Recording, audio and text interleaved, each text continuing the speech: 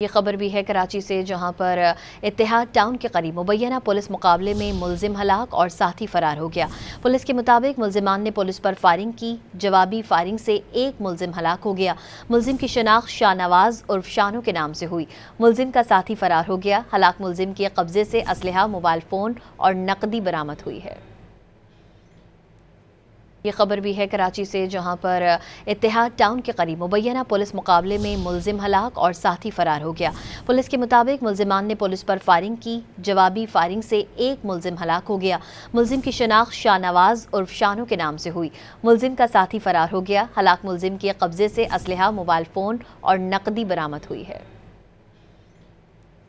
ये खबर भी है कराची से, जहां पर इत्तेहाद टाउन के करीब मुबैना पुलिस मुकाबले में मुलजिम हलाक और साथी फरार हो गया। पुलिस के मुताबिक मुलजिमान ने पुलिस पर फायरिंग की। जवाबी फायरिंग से एक मुलजिम हलाक हो गया। मुलजिम की शनाख्त शाहनवाज उर्फ शानू के नाम से हुई। मुलजिम का साथी फरार हो गया। हलाक मुलजिम के कब्जे से असलहा, मोबाइल फ़ोन और नकदी बरामद हुई है।